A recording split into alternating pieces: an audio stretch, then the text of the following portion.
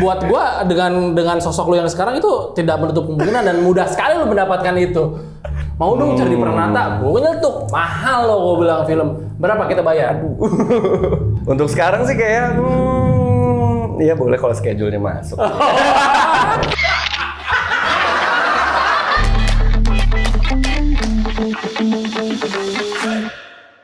Halo, ketemu lagi bareng gue Temira Hari di channelnya Boys Trip Boys Indonesia. Dan kali ini udah ada Jordi Pranata. Wow. Dan banyak yang bilang masa depan film Indonesia tuh katanya ada di tangan. Waduh. Gue sempat riset nih, wih gila. Jordi Pranata, masa depan aktor Indonesia atau aktor masa depan Indonesia. Ngeri. Amin aja deh. Amin ya. Amin. Tapi kan emang bener Jor. Kalau gue lihat film-film lu beberapa tahun terakhir ini oke. Dan gue nonton salah satunya adalah apa? Kukira Kau Rumah. Kukira Kau Rumah. Tembus berapa juta? 2,3 juta. 2,3 juta. Oke. Wih, gila 2,3 juta. Kok bisa seklop itu chemistry-nya sama Prilly? Gimana ceritanya tuh? Wah, itu sih gimana ya? Kukira Kau Rumah, project pertama gue sebagai leader. Oh iya? Oke. Sebagai main talent gitu maksudnya? Sebagai main gitu, yang ngebawa cerita. Sebelumnya kan cuma jadi supporting, cuman main 5 scene. Di sini porsi terbanyak gua gitu. Jadi di Kukira Kau Rumah itu? Di Kukira Kau Rumah itu porsi terbanyak sebagai main talent. Jadi ngerasa awalnya tuh terbebani gitu loh. Kayak waduh. Karena selama ini yang gue lihat kan pemeran utama pasti bebannya lebih banyak, lebih berat gitu kan. Dan sekarang gua nih yang lagi jadi main talentnya. Cuman jadi, ya itu dia, film itu jadi bagus bukan cuma karena satu orang kan, betul, tapi setuju. dari banyak faktor gitu. Dan alhamdulillahnya ketemu sama Umay sebagai sutradara, ketemu sama Prilly sebagai pemain itu nggak perlu banyak cencong gitu ya, langsung ngeklik aja. Persiapannya lama nggak sih itu? Cepet. Dengan hasil jumlah penontonnya 2 juta lebih? Cepat. Readingnya tuh cuman 3 mingguan. Latihan gitarnya yang justru kita colong start karena gue nggak bisa main gitar kan tadinya. Lu nggak bisa main gitar? Tadinya nggak bisa. Terus di kursusin sama produksi 2 bulan sebelum kita syuting gue kursus gitar. Oke, sekarang gue mau tarik mundur. Lu terjun pertama kali tuh ke dunia entertain tuh kapan sih? Pertama kali tahun berapa? 2018. 2018. Itu project apa? Project apa? Itu masih syuting sebagai supporting. Film pertama gue itu Habibie Ainun 3. Oke, itu pertama? Itu pertama kali tayang ya. Sebetulnya syuting yang gue main film sih ada, judulnya Preman The Movie kalau tahu. Oh, Preman tahu gue. Gue sempat nonton di Prime tuh. Iya, cuman kan tayangnya itu baru belakangan ini kan. Sebetulnya syuting udah dari 2018. Ya. Tapi yang tayang duluan itu Habibie Ainun 3. Itu film pertama. Itu pertama tahun 2018. 2018. Dan katanya lu sempat kerja di TV juga sebagai karyawan. Sebagai talent koordinator. Sebagai talent koordinator. Berapa lama? 1 tahun. 1 tahun. Oke. Awalnya sebelum itu apa? Kuliah. Kuliah. Jadi lulus dari kuliah tuh 2016. 2016 gue mulai syuting iklan. Oke, awalnya iklan dulu. Syuting iklan, terus jadi kru. Gue pernah jadi wardrobe. Pernah jadi wardrobe di film Pertaruhan. Film pertama. Filmnya Adipati Dolken, film pertamanya Jeffrey Nicole, sama Julia Parengkuan sama Aliando Brambang. Lu jadi wardrobe waktu itu? Gue jadi wardrobe. Tahun 2017 kalau itu sama sekali belum ada tawaran untuk dalam tanda kutip lu sebagai aktor gitu? Belum. Itu masih baru lulus kuliah lah, yang masih cari kerjaan. Lu di mana sih? Di Telkom University, Bandung. Di Bandung ya? Bandung. Itu 2016. Oke, nah tiba-tiba awal ada tawaran pertama kali itu datang dari siapa? Kayak Jor, lo kayaknya cocok jadi aktor. Nah, jadi setelah gue setelah gue berhenti kerja di TV, gue baru tahu kalau acting itu ada sekolahnya. Oke, lu sekolah acting? Jadi ikut sekolah acting di Bengkel Acting Kuma, Paul Agusta. Yang di situ ada Paul Agusta, Ki Faiska, Kiki Narendra, sama Artasya Sudirman. Awalnya dari situ? Mereka 4 mentor di Bengkel Acting Kuma. Gue join dan ternyata gue jatuh cinta sama acting. Apa yang bikin lu jatuh cinta sama acting? Di situ gue acting itu menurut gue, ini bahasa cepatnya. Acting itu tuh menurut gue memanusiakan manusia. Jadi gue bukan belajar teknik doang, tapi gue belajar hidup sebagai manusia gitu. Di saat gue mulai belajar acting, gue tuh tahu kalau hidup itu bukan soal hitam dan putih.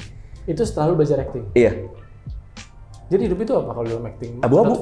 Abu-abu. Semua ada motivasinya. Let's say orang yang kita bilang jahat gitu, kayak Joker. Misalnya kalau dari film ya Joker. Kita tahu kan hidupnya tuh susah gitu. Yang membuat dia akhirnya menjadi orang yang sosok menyeramkan karena hidup dia tuh susah, dia tuh korban. Sebelumnya gue mikir ya orang jahat lu jahat aja gitu. Lu masuk penjara ya emang lu layak gitu. Padahal setelah kita tarik ke belakang, oh enggak, misalnya dia mencuri untuk menghidupkan anaknya gitu. Oh dia berantem karena dia belain ibunya gitu. Jadi nggak bisa lu judge begitu aja. Nah gitu gue tahu tuh di acting. Jadi intinya mungkin kalau bahasa akademisnya tuh ada antropologi sosial budaya yang bisa kita Wow. iya, kan, intinya kita itu latar belakang orang, kan siapa dia. Ya kalau lihat film Joker yang versi mana nih? Heath Ledger kah atau yang kemarin? Yang kemarin baru tayang si Joaquin Phoenix. Joaquin Phoenix ya? Iya. Oke. Nah, ke depannya apa namanya? Ini gue mau tanya nih. Lu kan belum pernah main sinetron ya? Tawaran pasti banyak dong, yakin gua. Nggak mungkin. Ada lah satu dua. Ada, ya kan? Ada. Lebih pilih main film atau sinetron? So far film. Kenapa pilih film? Karena yang banyak tawaran film, yang banyak nawarin film dulu. Gila gue bahasa aman banget. Kan katanya lebih banyak menghasilkan uangnya di sinetron, apalagi stripping. Tiap hari lu dibayar. Katanya itu dia, enggak sih mungkin alasan yang paling logis ya. Karena gue masih mengutamakan kesehatan dan kebebasan gue mungkin. Karena kalau film kan syuting proses 1 bulan atau 2 bulan, syuting 1 bulan selesai. Mau lo lanjut film lagi terserah deh. Tapi lo bisa memilih untuk gue istirahat dulu deh sebulan, 2 bulan. Gitu. Stripping bisa kayak gitu? Yakin. Kalau misalnya stripping live gimana? Ya, itu kan tinggal diatur. Teman-teman saya sih masuk rumah sakit masih syuting ya. Oh, berarti gue nggak mention siapapun. Berarti manajernya negonya kurang oke. Tapi gini, ada apa ya? Kayak semacam ada persepsi kalau orang tuh udah bisa main sinetron di sinetron aja, di film aja. Sinetron tuh susah ke film atau mungkin film lebih gampang ke sinetron. Enggak sih, gue nggak percaya itu ya. Dan katanya acting sinetron sama film tuh beda, bener gak sih?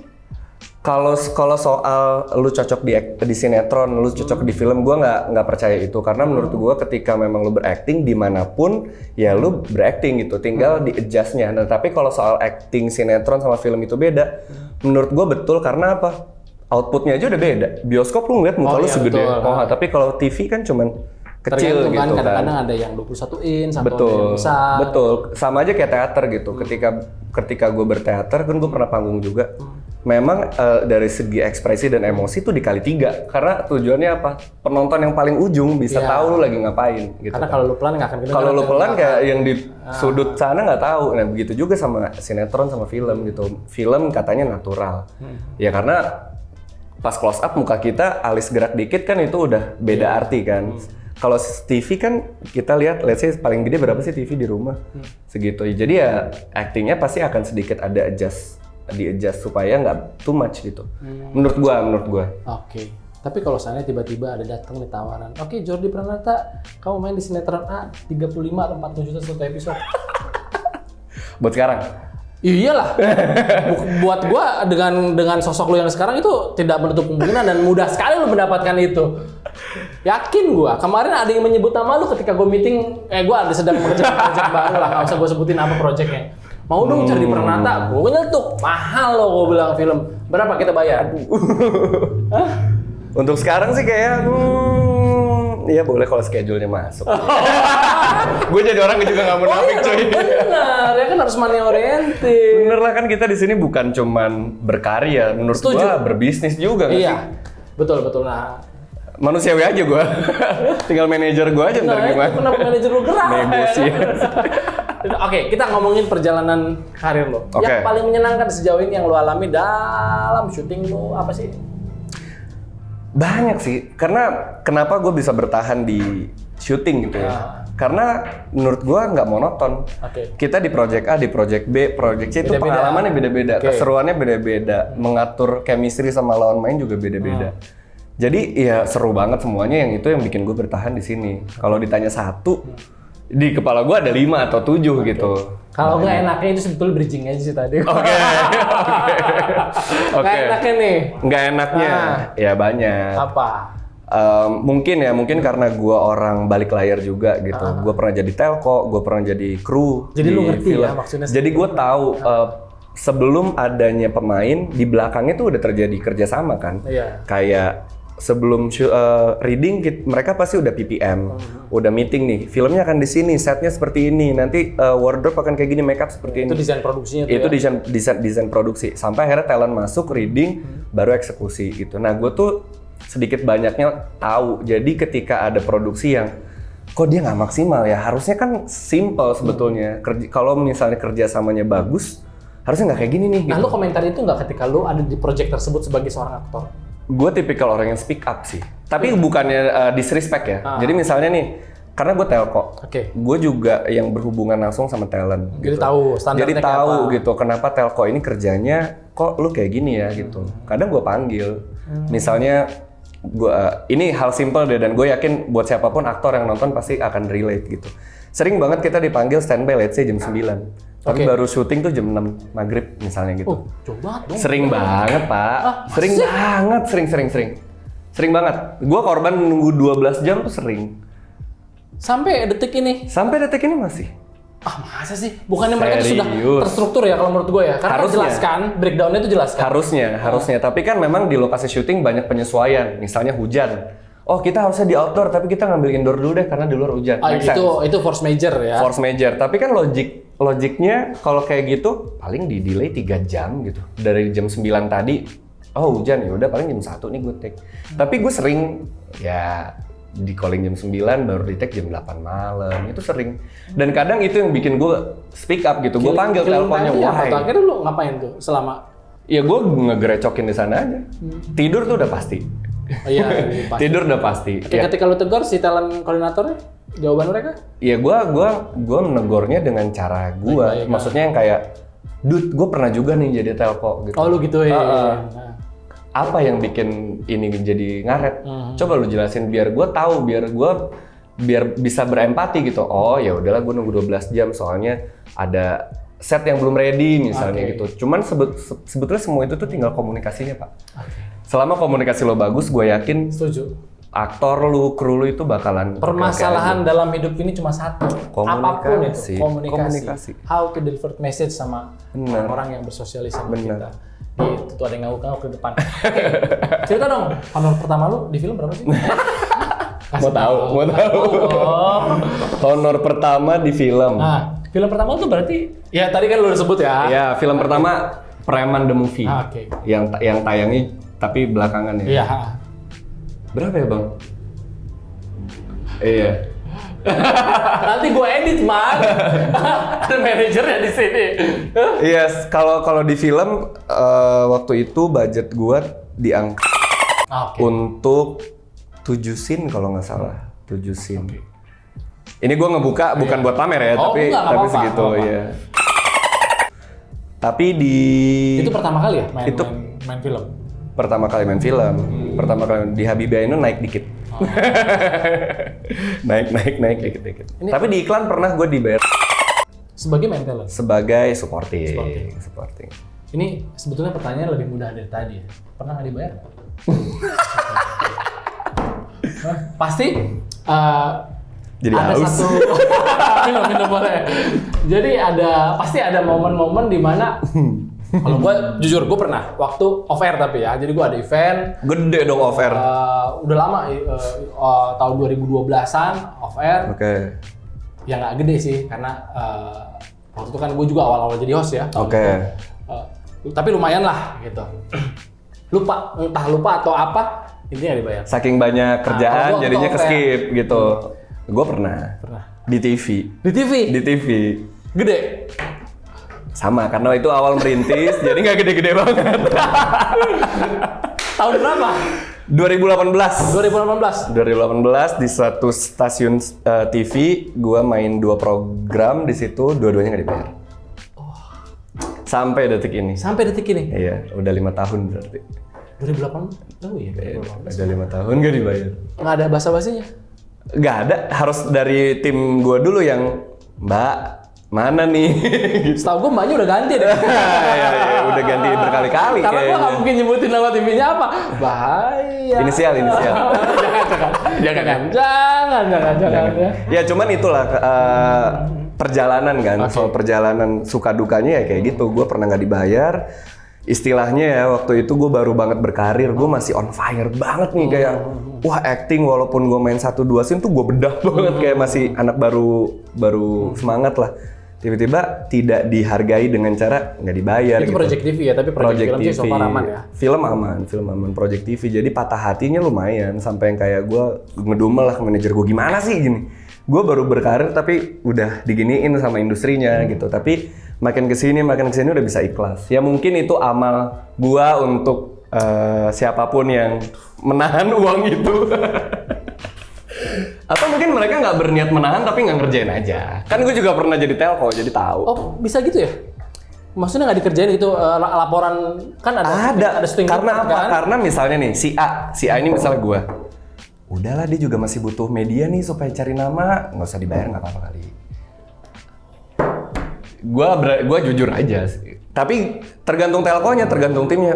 Kadang kan kasihan ya, maksudnya kan dia udah ngeluarin effort itu gitu. kan artinya nggak amanah dong kalau misalnya Amanah, kondisinya kayak tadi kan. Bener. Tapi kan ya waktu itu gue bayarannya kecil lah gitu.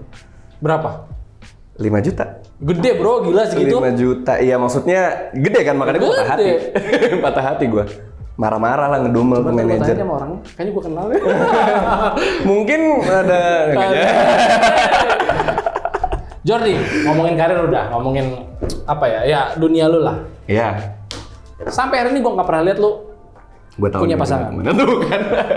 Iya. Punya disembunyikan atau emang nggak punya? Atau lagi memang konsentrasi sama karir lo? Nggak punya. Nggak punya. Nggak punya, jadi nggak ada yang gue sembunyikan. Jadi lu mah yang penting ada teman tapi cuman aja gitu ya. Lebih dari cuman boleh nggak sih? Itu jago nih. Manajer tuh jago nih. Pakar gitu. Tapi memang lagi nggak kepikiran untuk Lagi nggak kepikiran. Umur berapa sekarang? Gue 29. Biasanya kan laki-laki tuh 29 tuh udah mulai nih. Iya. Ya kan? 1, 2, 3 atau banyak gitu kan. Iya. Ya dari awal gue berkarir kan umur gue 25. Kalau gue boleh curhat, nggak boleh curhat sih, tapi maksudnya kalau gue boleh cerita, gue ini tulang punggung di keluarga gue. Gue anak pertama laki-laki, gue punya 2 orang adik cewek. Oh, 2 adik lu cewek? Jauh, adik gue cewek, 5 tahun bedanya. Oke. Jadi yang satu sekarang umurnya 24, yang satu umurnya 19. Itu masih kuliah ya? Masih kuliah gitu. Itu udah lulus kali yang... Yang nomor 2 baru lulus gitu. Jadi pada saat gue berkarir kan berarti umur mereka masih 20, yang satu masih 15 gitu. Dan pekerjaan ini tuh sebuah cita-cita buat gue. Dari kecil gue udah bermimpi lah pengen ada di depan layar gitu. Jadi ketika gue sekarang ada jalannya, gue sangat memanfaatkan momen gitu. Dan menurut gue orang yang gampang ke distract sama bucin. Ya bucin lah, gue bisa menomor 2kan pekerjaan. Jadi karena gue tahu kapasitas gue, kayaknya ntar dulu deh. Tapi tuntutan dari keluarga nggak ada? Maksudnya Waduh. Umur 29, kawin kah? Kemana? Lu nyangkut sana nyangkut sini mulu. Keluarga gue ngomong gitu. Sangat. Karena gue temenan sama manajer lu tuh. Manajer gue udah 2 kali. Iya kan? Ntar pulang mampir ke sini, pulang mampir ke sana. Iya. Begitu umur 29 tuh. Ayolah nikah cari gitu. Biasanya ada banget dan besar dan munculnya juga dari nyokap gitu kan. Tapi ketika gue kasih pengertian dan maksudnya keinginan gue yang tadi gue sebut karena ini prioritas, semakin apa ya, semakin gak bisa gue tinggalin prioritas ini karena 2 tahun lalu bokap gue meninggal kan.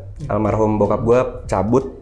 Jadi semakin apa ya, semakin gak kepikiran kayak gitu. Gua mengerti apa yang ada di posisi lu karena bokap gue juga udah meninggal lama dan gua anak laki-laki paling besar. Jadi ya kan? Tau lah apa yang jadi tar dulu deh, apalagi gua nih muncul di keluarga yang buat apa ngapa-ngapain tuh mikir gitu, pas-pasan buat kuliah aja tuh alhamdulillah udah sampai S1. Jadi dari kecil gue sudah melihat hidup tuh kayak penuh dengan target karena dari kecil gue nggak dipenuhi keinginan gue tuh susah banget buat dipenuhi. Jadi pas ketika gue udah bisa memenuhi kebutuhan gue, menurut gue kebahagiaan gue ketika semua udah secure. Ada kan teman gue banyak yang gue bahagia kalau punya istri, gue bahagia kalau udah punya anak. Kalau gue nggak banyak dulu nih yang harus gue secure. Apalagi gue iya, apalagi gue cuma laki-laki sendirian di rumah. Jadi gue belum punya rumah, gue belum punya mobil. Itu dulu yang gue lengkapin, baru gue tarik anak orang buat tinggal bareng gue. Gue nggak mau ntar gue punya istri punya anak tapi masih. Buat para uhti yang lagi nonton channel ini nggak salah nih laki-laki. Kalau lu mau taruh lu kasih tahu gue. Nanti Mungkin gue ya. ajak ke tempatnya. Mungkin gue Bisa. mencoba taruh Ada. mungkin. Gue mau ngajak manajer lu juga mau taruh tuh. Manajer lu mau taruh lagi. Oke, jadi Oke. project terbaru dalam waktu dekat apa? Nggak usah sebutin nama juga nggak apa-apa, tapi kasih kisi-kisinya dong. Project yang mau tayang ada horor, Oh, oke, film, horor lagi ya. horor film. Yang akan syuting juga akan ada horor, film juga. Yang akan tayang juga ada drama, banyak film. Ada tabungan gue ada 2 film. Temuan 2 film. 2 film. Yang baru tayang juga udah ada Baldassi Roy. Ini berarti kalau stripping makin mahal harganya. Gitu ya? Wih, mahal bro. Lu percaya sama gua? Bang. Lu nggak mungkin Bang pakai Abe. 10 juta. Gua pernah jamin itu. Oke. Goyang juga. Goyang juga nih.